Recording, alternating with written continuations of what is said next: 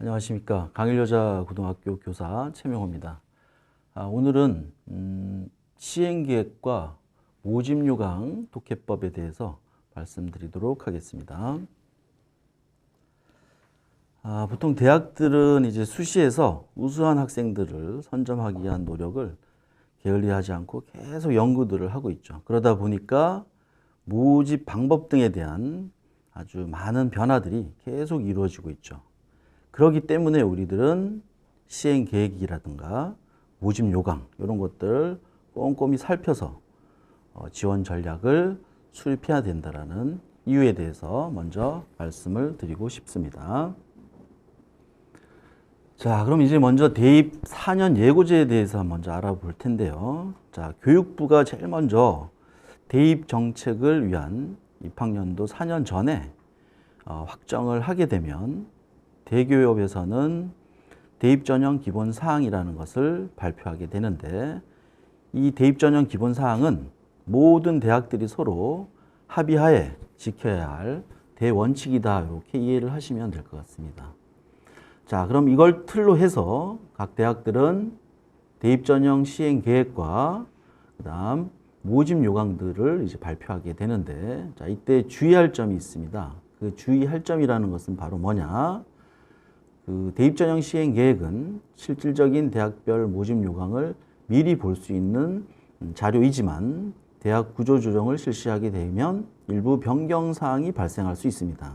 자, 그래서 반드시 당해 연도 모집 요강과 비교를 하시면서 보셔야 된다는 점을 다시 한번 강조드립니다.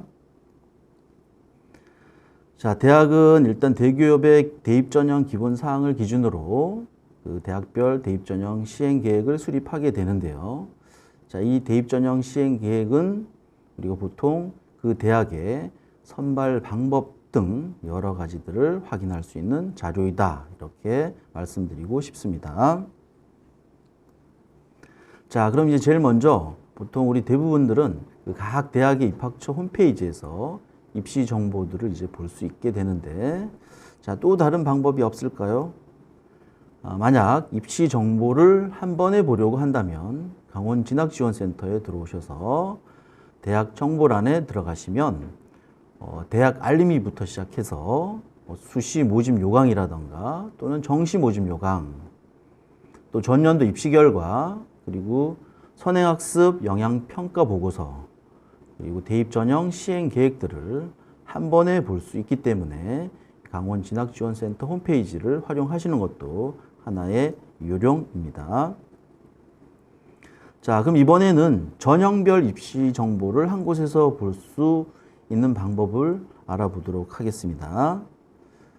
많은 분들이 알고 계시는 대입정보 포털 어디가 사이트에 들어오셔서 전형평가 기준 및 결과 공개를 이용하시게 되면 전형별 특성부터 시작해서 전년도 전형에 대한 결과까지 많은 자료들을 전형별로 한눈에 볼 수 있기 때문에 이 사이트를 이용하시는 것도 하나의 팁이다 말씀드리겠습니다. 자, 그럼 이번에는 시기별로 대학 발표 자료의 종류에 대해서 한번 알아보도록 하겠습니다. 자, 제일 먼저 작년 4월에 2023학년도 입학 전형 시행 계획이 이미 발표가 됐습니다. 자, 그리고 올 3월부터 선행학습 영향평가 보고서가 발표가 되겠고요. 5월이 되면 수시 모집 요강을 이제 발표하게 됩니다. 6월부터 시작해서 8월 정도에 걸쳐서 각 대학들의 입시 결과와 또 각종 가이드북 이런 것들을 탑재하게 될 거고, 9월 정도에 정시 모집 요강을 이제 발표하게 됩니다. 자, 이렇게 시기별로 발표되는 자료들을 하나씩 한번 알아보도록 하겠습니다. 자, 제일 먼저 전형 계획안부터 한번 보도록 할 텐데요. 자, 이 전형 계획안은 대입 예고제에 따라서 1년 6개월 전에 이미 발표한 자료입니다. 자, 그래서 이를 기초로 해서 대학들은 수시와 정시의 모집 요강을 발표하게 되어 있고요. 자, 모집 단위별 세부 인원, 전형 일정 등 이런 것들은 변경이 가능하기 때문에 반드시 올해 모집 요강을 반드시 확인을 하셔야 됩니다.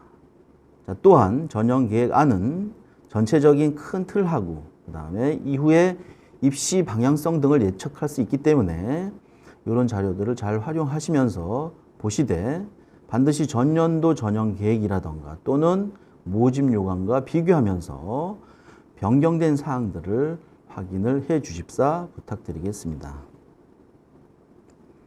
자, 이번에는 선행학습 영향평가 보고서에 대해서 알아보도록 하겠습니다. 대학별 고사에 보통 이제 내용이 선행학습을 해야만 풀 수 있는지 아닌지 이런 것들을 검증하는 자료라고 보시면 되겠는데 대학에서 이렇게 평가한 그 결과를 보고서 형식으로 이제 발표를 하게 됩니다. 매년 3월 말에 이제 전년도 결과를 발표하게 되겠는데요. 이 고등학교 교육과정 내에서 출제되었음을 보여주는 자료로서 보통 대학별 고사의 그 기출 문제로 활용을 하게 됩니다. 자, 이 기출 문제로 활용을 하실 때 선행학습 영향평가 대상 문항이라던가 문항 카드 부분을 참고하시면서 준비를 하면 됩니다. 자, 이번에는 수시 모집 요강에 대해서 한번 알아보도록 하겠습니다. 자, 모집 요강에는 전형 실시 날짜라던가 또는 평가의 구체적인 기준 및 제출 서류에 관한 건, 또 정시의 경우에는 수능 점수 산출 방식, 그리고 특성학과나 장학금에 대한 안내 등이 수록되어 있는데 만약 지원을 결정할 단계가 된다 그러면 반드시 확인해야 되는 자료이며, 자, 수시 모집 요강 또는 정시 모집 요강 이런 것들을 보실 때에는 전년도와 비교를 하시면서 보셔야 된다는 점을 다시 한번 말씀드리겠습니다. 자, 이번에는 전년도 입시 결과 같은 것들을 이제 보게 되실 텐데, 자, 이 입시 결과에는 최종 경쟁률도 있겠지만 실질 경쟁률에 대한 고민, 또 성적, 그리고 삼포도 사례 또는 추가 합격 현황 이런 여러 가지들이 보게 될 텐데, 주의할 점은 각 대학마다 발표 시기가 정해져 있는 것은 아닙니다. 자, 그렇기 때문에 수시로 대학 입학처 홈페이지를 들어가셔서 자주 확인하셔야 된다는 점을 다시 한번 말씀드리고 싶습니다.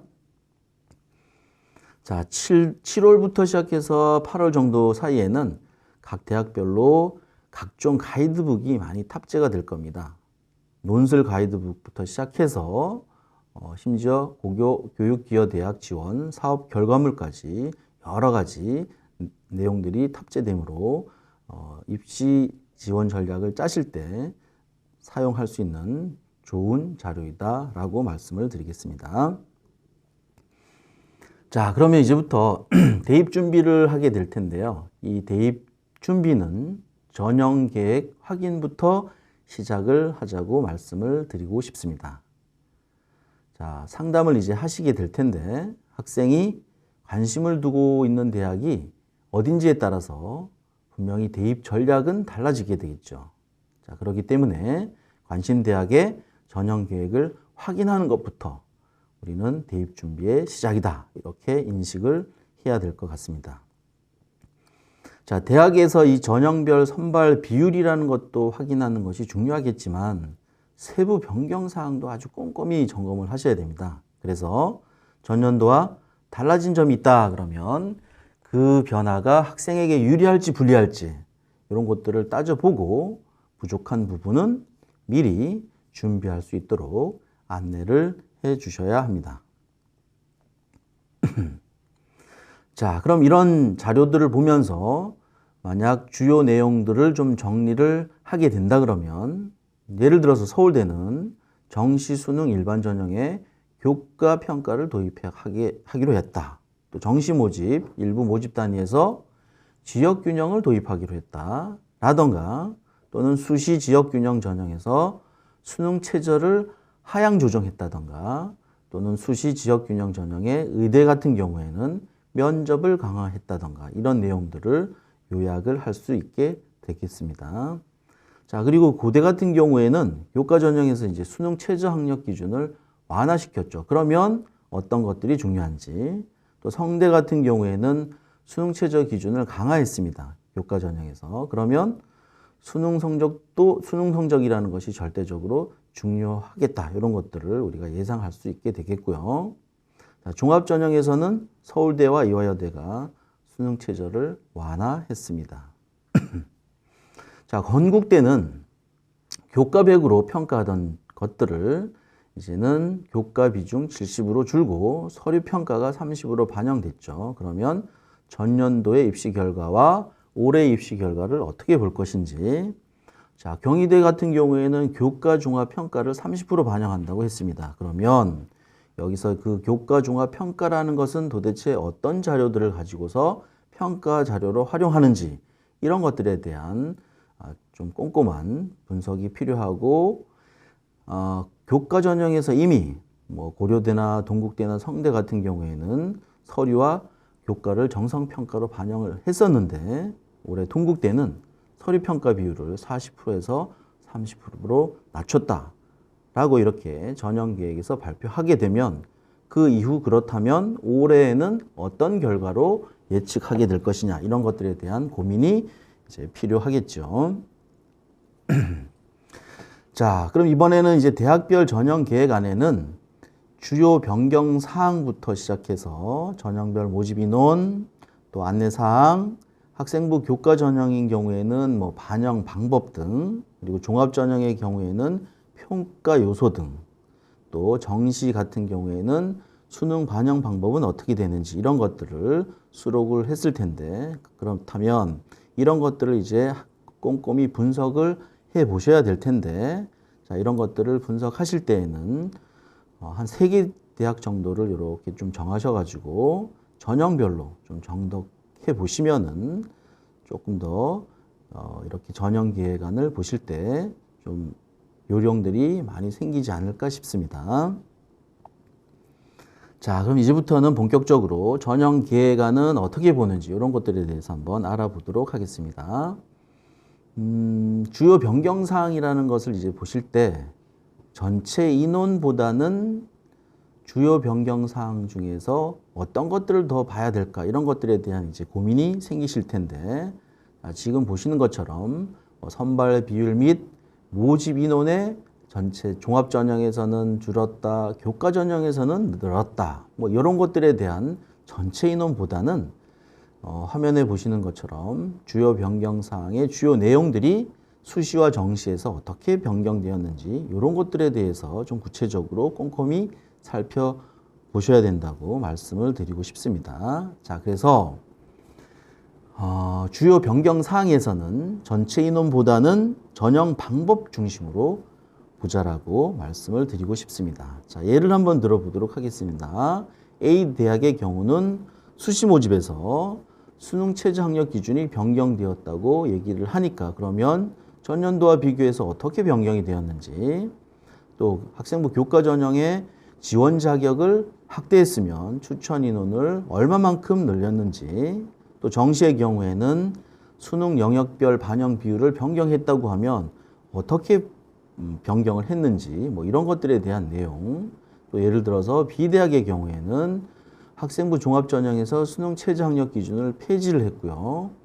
그 다음 면접 대상 인원을 4배수에서 3배수 축소를 했습니다. 그렇게 되면 전년도의 그 결과를 그대로 볼 것이냐 아니면 다르게 봐야 될 것이냐 이런 것들에 대한 고민과, 또 학생부 교과 전형의 명칭을 변경했다 그러면 어떤 명칭이 고교연계 전형이 어떤 명칭으로 지역균형 전형으로 변경이 되었다. 자, 그러면서 교과 종합평가가 도입됐구나 이러한 부분들을 꼼꼼히 챙겨보셔야 되겠고요. 자, C대학의 경우에 예를 보면 전형 방법에서 학생부 교과 100으로 보던 것을 올해는 교과 70에 서류평가 30으로 본다고 발표를 했으므로, 그렇다면 이때 서류평가 30%는 어떤 항목들로 보는지 이런 것들에 대한 구체적인 내용들을 확인해 봐 주십사 부탁드리겠습니다. 자, 이번에는 주요 변경 사항 중에서 좀 주의하실 분들이 바로 뭐냐, 주의할 부분들이 전체 인원의 증감과 모집 단위별의 인원의 증감은 다를 수가 있다는 거죠. 그렇기 때문에 모집 인원 총괄표를 보실 때는 반드시 전년도하고 비교를 하면서 모집 단위별로 봐야 됩니다. 자, 예를 한번 들어보도록 하겠습니다. 자, 전체 인원의 증감을 보면 학생부 종합의 경우에는 40명이 줄었고요. 교과의 경우에는 9명이 늘었습니다. 자, 하지만 전년도와 비교한 모집 인원 총괄표를 보게 되면 인문과학 계열의 학생부 종합 전형에서 40, 그다음 사회과학 계열에서 55명을 뽑던 것을 올해는 72명, 84명으로 인원을 늘렸죠. 또 학생부 교과의 학교장 추천 전형으로 전년도에 인문과학 계열과 사회과학 계열에서 40명씩 뽑던 것을 올해는 5명씩 뽑게 되므로 지금 보시는 것처럼 전체 인원의 증감과 모집 단위별 인원의 증감은 분명히 다를 수 있다는 것을 꼭 확인 부탁드리겠습니다. 자, 이번에는 전년도와 비교하면서 모집 단위별로 인원을 확인을 하는 모습들을 또 예를 들어서 하나 보도록 하겠습니다. 자, 이 대학의 경우에는 학생부 교과의 고교연계 전형이 지역균형 전형으로 이제 명칭을 바꾸면서 전년도에서는 학생부 교과로 뽑지 않던 의예과부터 시작해서 약학과의 그 모집 단위들을 올해는 의예과의 경우 11명부터 시작해서 약학과의 경우는 4명 정도로 이렇게 뽑게 되겠죠. 자, 지금 보시는 것처럼 항상 전체 인원의 증감과는 모집 단위별의 인원의 증감과는 다를 수 있기 때문에 반드시 전년도와 비교하면서 모집 단위별로 인원을 확인을 하셔야 된다는 것을 다시 한번 말씀드리겠습니다.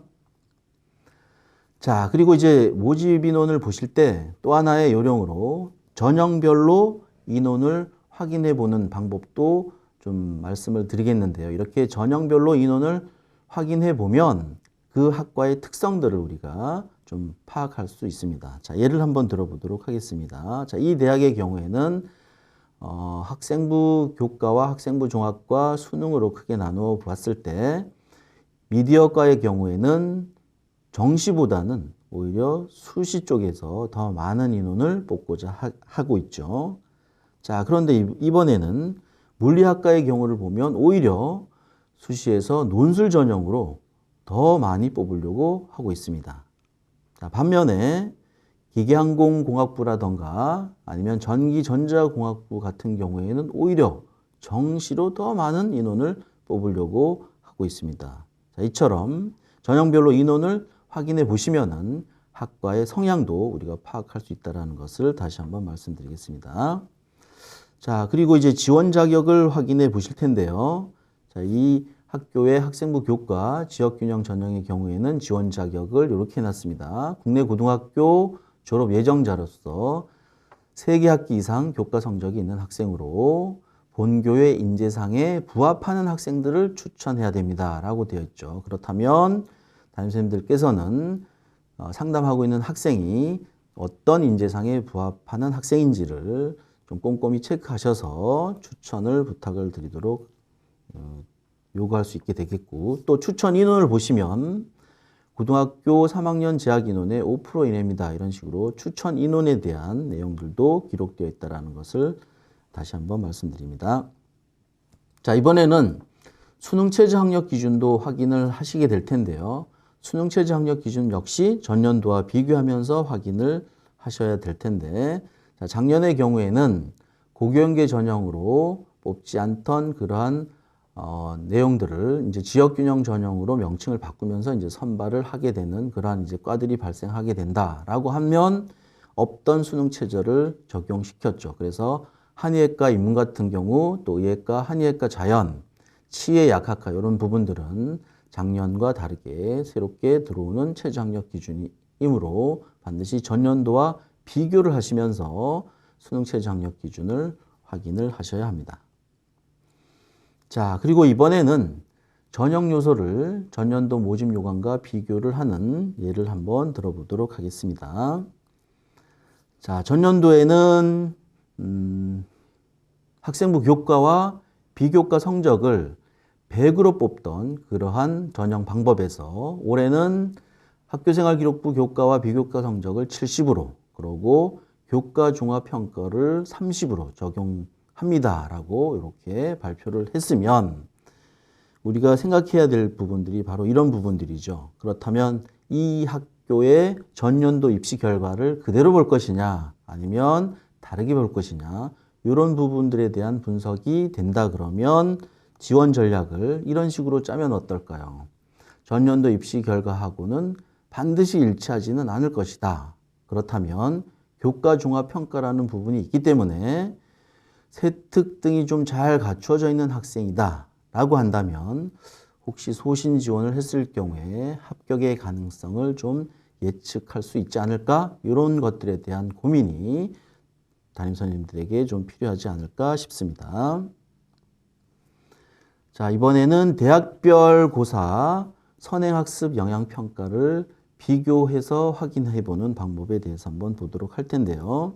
자, 면접평가 같은 경우에는 의학학 계열하고 그 외과의 계열하고는 출제 문항 자체도 벌써 틀리죠. 그래서 이 학교의 경우에는 의학학 계열에는 출제 문항을 가지고서 서류 학위 면접을 하는데 그 외의 계열들은 공통 문항을 가지고서 서류 학위 면접을 한다고 하고요. 또 면접 시간 또한 서로 다릅니다. 의학학 계열의 경우에는 18분 내외인데 그 의학학 계열을 제외한 계열들은 8분 정도라고 합니다. 자, 논술고사의 경우에는 자연 계열과 의학학 계열의 문항수라던가 또는 특징들이 서로 다름을 볼 수 있겠죠. 그래서 의학학 계열의 경우에는 과학도 들어가고 그렇다면 그 과학 과목에서 어떻게 출제가 되느냐, 물리학, 화학, 생명과학 중에서 한 과목을 선택하는구나 이런 것들을 확인하셔서 상담 학생과의 소통이 된다 그러면 이런 것 또한 상담 시 필요한 자료라고 볼 수 있겠습니다. 자, 이번에는 면접의 영향력을 파악하는 방법에 대해서 한번 보도록 하겠습니다. 자, 예로 A대학과 B대학을 이제 보게 될 텐데요. 자, A대학의 경우에는 1단계의 배점이 2단계의 배점으로 그대로 적용이 되죠. 자, 하지만 B대학의 경우에는 1단계의 점수가 2단계에서는 줄어들게 됩니다.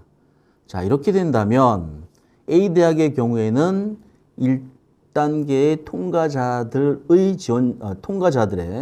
점수 차이가 2단계에서는 그대로 적용이 되겠지만 B대학의 경우에는 줄어들겠죠. 자, 그렇다면 과연 A대학과 B대학에서는 어떤 대학이 면접의 영향력이 더 큰지는 아마 담임선생님들께서 충분히 이해가 되실 겁니다. 자, 그래서 1단계 통과자들의 점수가 차이가 2단계에 그대로 적용되는 그러한 배점인지 아니면 1단계 통과자들의 점수 차이가 2단계에서 줄어드는 그러한 배점인지를 확인을 하셔서 각 대학의 면접 평가의 영향력을 파악하시는 그러한 것들도 상담 시 필요하다고 말씀을 드리겠습니다. 자, 이번에는 정량평가에 대해서 한번 알아보도록 하겠습니다. 자, 전년도와 이제 비교를 했을 때 그 공통 과목이나 일반 선택 과목에는 변화가 없는데 진로 선택 과목에서는 변화가 있다라는 것이 아마 보이실 겁니다. 자, 진로 선택 과목은 상위 2개 과목이었는데 올해는 상위 3개의 과목으로 이제 바뀌게 된다라는 거죠. 자, 이렇게 전년도와 비교를 하시면서 어떻게 바뀌는지 이러한 것들에 대한 고민. 자, 두 번째, 점수표를 또 보시게 될 텐데, 자, 과연 공통 과목이나 일반 선택 과목에서 석차 등급의 차이가 1등급과 2등급에서 4점 차이가 난다 그러면 이 4점 차이를 그대로 보실 거냐? 자, 보시면 공통 과목이나 일반 선택 과목의 그 반영 비율이 80%죠. 그러면 1, 2등급의 차이가 4점 차이가 아니라 3.2점의 차이가 나게 되는 거죠. 자, 또한 성취도의 경우는 A와 B의 경우가 50점 차이 난다고 점수표에 되어 있지만 이것이 실제적으로 50점의 차이인지를 확인을 하실 때는 반드시 몇 프로 반영을 하는지를 보셔야겠죠. 그래서 20%가 반영이 되므로 100점과 50점의 차이인 50점이 아니라 A와 B는 10점의 차이를 보이게 된다는 것을 우리는 확인할 수 있게 됩니다. 이처럼 학생부 교과 전형의 반영 방법을 보실 때 교과 반영 과목의 비율이라던가 또는 석차 등급이나 성취도 점수표를 이렇게 꼼꼼히 체크하시면서 볼 필요가 있다고 다시 한번 말씀을 드리겠습니다. 자, 앞에서 보신 그러한 학교와 또 다르게 반영 교과라던가 반영 방법 등이 모두 또 다르게 되죠. 자, 이처럼 각 대학마다 이렇게 정량평가에 대한 반영 방법들이 모두 다르기 때문에 꼼꼼히 살펴보시면서 학생의 희망대학들을 확인을 해 주십사 다시 한번 부탁드리겠습니다. 자, 학생부 종합전형의 이제 정성평가는 볼 내용들이 굉장히 많죠. 평가 요소라든가 그 외에 구체적인 내용들을 보셔야 될 텐데 이런 것들은 시행계획이라든가 모집 요강뿐만 아니라 가이드북 같은 것들을 통해 가지고 면밀하게 체크를 하셔야 된다고 말씀을 드리겠습니다. 자, 이번에는 정시 수능 반영 방법에 대해서 알아볼 텐데요. 자, 이 대학의 경우 자연계열의 경우에는 미적분과 기하를 선택한 학생들만 지원을 할 수 있게 되고요. 탐구 과목에서는 과학 탐구만을 선택을 해야지만 자연계에 지원을 할 수 있는 모습을 우리가 볼 수 있게 되겠으며 영어와 한국사의 경우에는 가산점 부여 방식을 택하였는데 그에 대한 구체적인 방법으로는 영어의 가산점 부여 방법은 1등급과 2등급의 차이가 3점 차이가 나며 한국사의 가산점 부여 방식을 보면 1등급부터 4등급까지는 모두 다 동일하다는 것을 알 수 있습니다. 자, 그럼 지금까지 전형계획안 보는 방법에 대해서 알아보았습니다. 자, 이것을 요약해서 보면 변경사항을 보실 때는 전체 인원의 증감보다는 전형 방법 중심으로 좀 봐야 되겠고요. 모집 인원을 보실 때는 전형별로 전년도와 좀 비교하시면서 보도록 해야 하며 전형별 안내 사항은 하나도 빠짐없이 꼼꼼히 좀 체크를 하셔야 될 것 같습니다. 자, 만약 정량평가를 보셔야 될 때는 어떤 교과를 보는지 또 몇 개의 과목을 반영하는지 그리고 진로 선택 과목은 어떻게 반영하는지 이런 것들에 대한 확인. 자, 학생부 종합전형의 정성평가의 평가 요소는 무엇이며 구체적 내용들은 가이드북을 또 참고를 하셔서 확인을 하셔야 된다는 점. 자, 또한 정시 수능 반영 방법에서는 수능 영역별 반영 비율과 영어와 한국사의 반영 방법들은 어떻게 적용되는지를 확인해 봐야 됩니다. 자, 그럼 지금부터는 모집 요강 보는 방법에 대해서 한번 알아보도록 하겠습니다. 자, 모집 요강을 보실 때에는 제일 먼저 하셔야 될 일들 중에서 가장 중요한 것이 뭐냐면 대학에서 사용되는 입시 필수 용어부터 이해를 하셔야 됩니다. 전형 방법이라던가 전형 요소라던가 단계별 전형은 뭔지 또 일괄 합산 전형은 뭔지 이런 것들을 보셔야 되는데 주로 우리 올해 많이 사용되는 2023학년도라는 이러한 기본적인 어떤 단어가 있다 그러면 이 내용은 2023년 3월에 다닐 학생들을 2022년에 뽑는다 이렇게 이해를 하시면 될 것 같습니다. 자, 그래서 이제 예를 하나 들어보도록 하겠습니다. 자, 전형이라는 것이 뭐냐? 그렇다면 전형이라는 것은 어떤 기준을 정해놓고 그 기준에 맞는 학생을 뽑겠다라는 의미이구나. 또 전형 요소라는 것은 대학에서 학생을 선발하기 위해서 고려되는 요소라는 것을 보고 그 요소들은 무엇이 있는지를 확인할 수 있게 되겠죠. 자, 그리고 이제 교과 활동이라고는 이러한 부분들은 보통 우리가 비교과라고 얘기하는 그 교과 활동의 부분은 학생부에 기재된 내용 가운데서 교과 부분을 제외한 영역의 기록인데 자, 이런 것들은 어떤 것들이 있는지 이런 것들에 대한 용어부터 이해를 하시면은 그 자료들을 보실 때 아마 도움이 되지 않을까 싶습니다. 자, 그러면 모집 요강을 이제 보실 때 제일 먼저 학생들이 해야 될 일이 뭐냐면 그 관심 대학의 가이드라인부터 정하고 나서 선생님들과 함께 모집 요강을 봐야 할 텐데 그렇다면 이렇게 대학의 가이드라인을 정할 때는 어떤 도움을 받으면 될까요? 그러면 대입정보 포털 어디가 사이트에 회원 가입을 하셔서 성적 분석 탭에 학생부 성적을 입력해서 대학이나 학과들을 검색한 다음에 성적 분석 결과 확인, 또 대학별 내 점수들을 확인하면서 대학의 가이드라인부터 정하라고 말씀을 드리겠습니다. 자, 그럼 이제 이렇게 지원할 대학의 모집 요강에는 어떤 것들이 있는지를 이제 보게 될 텐데, 전년도 성적부터 아마 확인을 해보는 게 어떨까 싶습니다. 그래서 전년도 성적부터 확인을 할 때 꼭 3개년 입시 결과를 비교하면서 이것이 70% 컷인지 아닌지 이런 것들에 대한 확인. 자, 그리고 학교별로 지원 자격을 확인해 보셔야 되겠고요.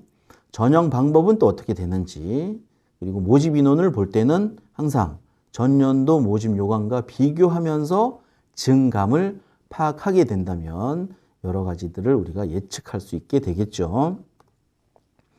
자, 또한 전형 일정들을 파악을 하실 때 예를 들어서 면접 일자가 수능 전이냐 후냐 이런 것들에 대한 내용들을 확인하면서 우리는 지원 전략을 짤 수가 있게 될 텐데, 만약 수능 전에 면접일이 있으면 응시율이 낮아지는 경우도 있기 때문에 그렇습니다. 또는 교대 같은 경우에는 면접이 겹치는 그러한 경우들도 많기 때문에 이렇게 면접이 겹치는지 안 겹치는지 이런 것들을 가지고서 지원 전략을 짤 수도 있습니다. 자, 그리고 제출 서류 확인 또는 중복 지원 가능 여부 이런 것들을 보실 텐데, 주의할 점은 바로 이겁니다. 분명히 변동사항은 생길 수가 있거든요. 그래서 대학 입학처 홈페이지 공지사항에 업로드된 최근의 모집 요강을, 또 최근, 다른 말로 바꾸면 최종이라고 할 수도 있겠죠. 모집 요강을 반드시 확인하셔야 된다는 것을 다시 한번 강조드리고 싶습니다. 자, 그럼 이제 세부적으로 한번 들어가 보겠습니다. 모집 요강을 이제 보실 때는 주요 사항부터 먼저 읽고 나서 이어지는 세부 사항들을 이제 꼼꼼히 체크를 하실 텐데, 체크 포인트를 한번 보도록 하겠습니다. 가장 중요한 것은 반드시 전년도 모집 요강하고 비교하면서 관심 학과를 봐야겠죠. 자, 그리고 이제 모집 인원 총괄표를 보시게 될 텐데, 빠뜨리는 내용 중에 하나가 뭐냐면 그 표의 아래쪽에 있는 각주 내용들도 꼭 확인을 하셔야 된다는 겁니다. 그래서 교직 이수 가능 여부 또는 학부를 지원할 때의 주의사항이라던가 또는 캠퍼스의 위치 이런 것들이 다 표시되어 있으므로 표 아래에 있는 각주 내용도 확인을 하셔야 되겠고요. 또 대학별 고사 일정이 수능 이전인지 이후인지에 따라서 지원 전략을 고려할 수도 있고, 지원 가능 여부에 따라서 지원자의 범위가 달라지기 때문에 경쟁률의 변화를 가져옵니다. 또한 수능 최저 학력 기준이 높냐 낮냐에 따라서 입시 결과는 달라질 수 있기 때문에 이런 것들을 체크하시면서 모집 요강을 보셔야 합니다. 자, 그러면 수시 모집 요강 확인 시 체크 사항을 좀 정리를 해봤습니다. 제일 먼저 전형 요약 및 주요 변경 사항을 먼저 확인을 하셔야 되겠고요. 또한 전형별 모집 인원을 비교를 해야겠죠. 그 다음 교과 전형인지 또 특별 전형일수록 지원 자격을 따져봐야 합니다. 또 세부 전형 방법을 통해서 아주 상세 정보들을 확인을 해야겠고요. 또 수시 전형 유형별 체크 사항 또한 꼼꼼히 확인을 하셔야 됩니다. 자, 그러면 하나씩 한번 알아보도록 하겠습니다. 자, 대학들은 보통 이제 전형 계획안이라던가 수시 모집 요강 맨 앞단에 주요 변경 사항들을 좀 요약해 놓았습니다. 그래서 모집 요강을 살피기 전에 제일 먼저 그 앞단을 보면서 해당 페이지를 통해서 대략의 정보를 확인해 두는 것이 좋습니다. 자, 그 이유는 이건 요약을 해놨기 때문에 전년도 요강과 올해 요강 이런 것들을 나란히 놓고 비교해 보는 것도 좋은 방법 중에 하나입니다. 자, 그리고 이제 모집 요강의 핵심은 그 모집 요강 인원을 보는 이제 페이지에 있겠죠. 자, 그런데 앞서서 우리가 확인해 봤듯이 모든 모집 단위가 모든 전형으로 신입생을 선발하는 것은 아니기 때문에 항상 본인이 지원하고자 하는 모집 단위가 어떤 전형으로 신입생을 뽑는지 또는 선발 인원은 몇 명인지 이런 것들을 확인을 해야 됩니다. 그래서 전형별 모집 인원을 비교하시면서 좀 봐야 된다라는 말씀 드리고요. 그 다음 모집 인원을 이제 볼 때는 증감 여부 꼭 확인해 보셔야겠죠. 그게 가장 중요하죠. 그래서 증가했느냐 감소했느냐에 따라서 합격률이 상승 하락 이런 것들을 우리가 예측할 수 있게 되겠죠. 자, 그래서 그 모집 인원의 증감은 경쟁률뿐만 아니라 심지어 충원율 또는 최종 입시 결과에까지 직접적인 영향을 끼치기 때문에 해당 모집 단위의 인원이 증가했느냐 감소했느냐 이런 것들을 꼼꼼히 좀 체크를 하셔야겠고요. 만약 어떤 대학에 학생부 교과 전형에서 모집 인원을 대폭 확대했다고 이렇게 발표를 했는데도 불구하고 내가 가고 싶은 모집 단위의 선발 인원을 봤더니 늘어난 것이 아니라 줄어들었습니다. 그렇다면 모집 인원의 증가가 아니고 이건 감소로 봐야 되겠죠. 그래서 전체 모집 인원의 증감보다는 내가 가고자 하는 모집 단위의 선발 인원을 체크를 하셔야 됩니다. 자, 그리고 이제 교과 전형이라든가 아니면 특별 전형일 경우에는 지원 자격을 이제 따져 보시게 될 텐데요. 일반 전형 같은 경우에는 뭐 연도라든가 또는 고교 유형 이런 정도를 이제 보면 되겠지만 만약 학교장 추천이 필요한 교과 위주의 전형이라든가 아니면 지역에 제한이 있는 지역인재 전형이라든가 또는 뭐 농어촌이라든가 여러 가지가 있겠죠. 이런 전형별로 자격 조건이 다른 특별 전형의 지원자는 꼼꼼히 지원 자격을 확인하셔야 됩니다. 자, 세부 전형 방법을 이제 확인해 보실 텐데요. 이 세부 전형 방법에는 뭐 전형 요소라든가 반영 비율 또는 전형 방법, 수능 최저 학력 기준 이런 것들을 이제 확인하실 텐데 이 대학에서 운영하는 정보들이 아주 상세히 기록되어 있습니다. 그래서 수시 모집 요강의 경우에는 전형의 일정이라든가 또는 제출 서류라든가 또는 선발 원칙 이런 것들이 자세히 기록되어 있기 때문에 세부 전형 방법을 꼼꼼히 체크를 하셔야 됩니다. 자, 그러면 이제 수시 전형 유형별 체크 사항에 대해서 한번 알아보도록 하겠습니다. 자, 학생부 종합 전형을 이제 2개 이상의 운영으로 2개 이상 이제 운영하는 대학들이 많죠. 자, 그렇다면 전형을 이렇게 놓고서 비교하면서 특성을 파악하는 것도 좋겠죠. 그러니까 전형별로 비교해 보면서 나에게 맞는 전형이 어떤지 이런 것들을 특성을 파악하면서 비교하는 것도 필요할 거고요. 또 서류 평가나 면접 평가의 방법 등은 반드시 우선적으로 살펴야 됩니다. 자, 그런데 이제 전형 기획안에 명시되어 있는 그 학생부 종합 전형 서류 평가 방법을 보더라도 뭐 인재상이라든가 제출 서류를 통해서 이제 학업 역량이라든가 또는 뭐 전공 적합성 또는 발전 가능성, 자기주도 이런 것들을 어떻게 평가하는지는 알 수 있는데 그래도 그 가이드라인 그러한 대학 홈페이지에 올려져 있는 학생부 종합 전형에 대한 그러한 책자들이 훨씬 더 자세히 되어 있기 때문에 그런 책자들도 참고하시면서 봐야 된다는 것을 다시 한번 말씀드리겠습니다. 자, 두 번째 이제 면접이나 대학별 고사 이런 것들을 이제 실시하는 학생부 종합 전형이 있다 그러면 서류 접수의 일정이라든가 또는 대학별 고사의 일정이라든가 또 잘 보시지 않는 것 중에 하나가 1단계 합격자 발표 이런 것들을 이제 확인하시면서 수시 지원 전략을 또 짤 필요도 있고요. 특히 만약 대학별 고사의 경우에는 수능 시험일을 기준으로 언제 실시하는지 이런 것들도 지원 전략 중에 하나입니다. 자, 또 하나 수시에 만약 합격을 하게 되면 정시 지원이 이제 금지가 되기 때문에 이렇게 신중히 좀 이런 것들을 꼼꼼히 체크를 하시면서 신중한 지원 전략이 필요하다고 말씀드리겠습니다. 자, 이어지는 수시 전형 유형별 체크 사항을 한번 말씀드리겠습니다. 자, 학생부 교과 전형은 졸업연도, 그 다음 고교 유형에 따른 제한이 까다로운 경우가 많다. 그리고 고교별 학교장 추천 가능 인원, 또 계열별 추천 인원 제한 등 추가 조건이 적용이 되기도 하기 때문에 이런 것들을 확인을 하셔야 되겠고요. 자, 학생부 교과 전형 같은 경우에는 평가 요소가 이제 대부분 교과 성적이죠. 그렇기 때문에 학생부 성적 반영 방법을 확인을 하실 때에도 반드시 전년도와 비교를 하시면서 변경이 되었는지 아니면 그대로 되는지 이런 것들에 대한 체크 사항도 필요합니다.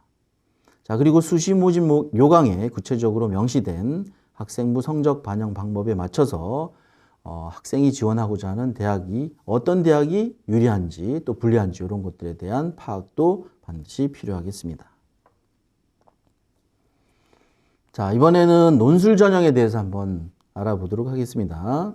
자, 논술 전형 같은 경우에는 계열이라던가 또는 모집 단위별로 시험 방식 또는 수능 최저 이런 것들이 굉장히 중요할 텐데요. 만약 과학 논술을 반영하는 대학이다. 그렇다면 모집 단위에 따라서 논술에 응시할 수 있는 과학 과목이 다른지 아니면 같은지 이런 것들도 확인하고 수학 같은 경우 과목들도 좀 체크를 하셔야겠죠. 자, 또한 수시 모집 요강에서는 논술 시간이라던가 또는 평가 내용 또 논술고사 일정들이 기재되어 있는데 이 논술고사가 언제 실시되는지 이런 것들은 반드시 확인을 해야겠죠. 자, 그리고 또 한 가지 전형 계획 안에는 논술 전형의 그냥 전형 방법 정도 명시되어 있지 아주 자세한 부분들은 기록되어 있지 않기 때문에 전년도 수시 모집 요강이라던가 또는 논술고사 관련 자료 그중에서 선행학습 영향평가 이런 것들을 참고하시면서 준비를 하시면 될 것 같고요.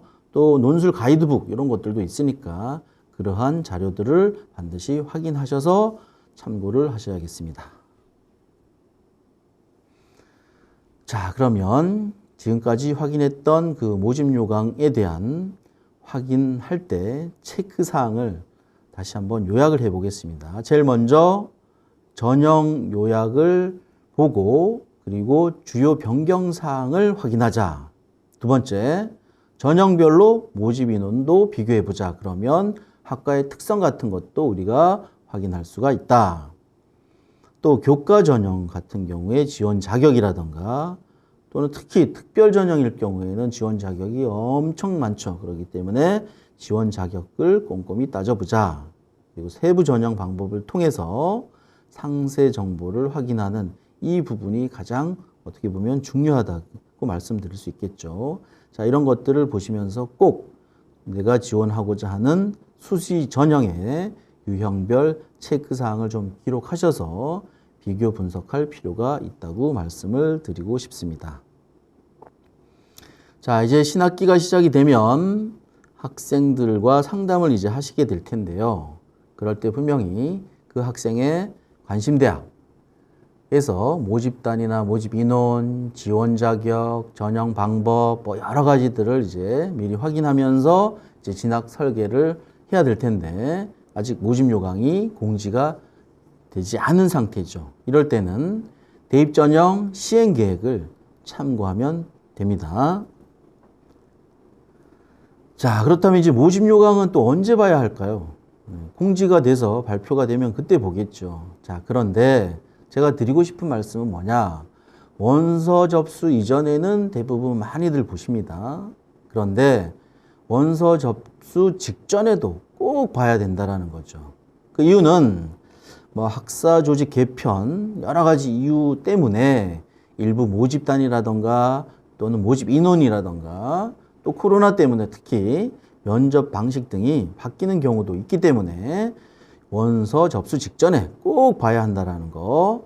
그래서 원서 접수를 할 때는 한 번 더, 두 번 더, 세 번 더 대학 홈페이지를 통해서 최종적으로 올라와 있는 공지사항들 이런 것들을 반드시 확인을 하셔야 된다라고 다시 한번 말씀드리겠습니다. 자, 그래서 수시 모집 요강 같은 경우에는 4월 말까지 그리고 정시 모집 요강 같은 경우에는 8월 말까지 확정을 해서 대학 홈페이지에 이제 공지하도록 되어 있으니까 이런 자료들을 대학 홈페이지에 들어가셔도 볼 수 있고 강원진학지원센터에서도 볼 수 있고 뭐 여러 가지 방법들이 있으니까 그러한 내용들을 통해서 확인을 해 주십사 부탁을 드리겠습니다.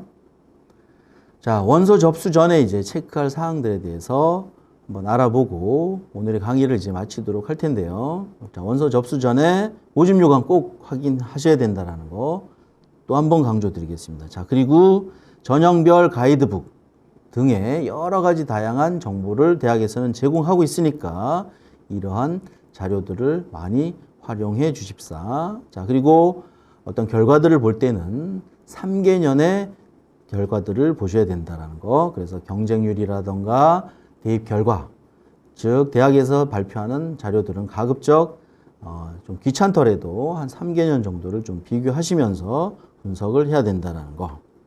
자, 이렇게 대학에서 제공하는 자료들을 기초로 해서 담임교사와 많은 상담을 통해서 학생들이 대입 준비를 하고 있기 때문에 학생들은 담임교사의 조언을 받는 것이 제일 중요한 대입 준비의 최선의 길이기 때문에 담임선생님들께서 좀 힘드시겠지만 이러한 과정들을 좀 거쳐서 올해 학생들에게 좋은 결과가 있도록 입시 상담이 잘 이루어질 수 있도록 부탁드리겠습니다. 자, 오늘 제가 말씀드렸던 시행계획과 모집 요강에 대한 내용들은 이것으로 마치면서 좋은 결과가 있기를 바라도록 하겠습니다. 감사합니다.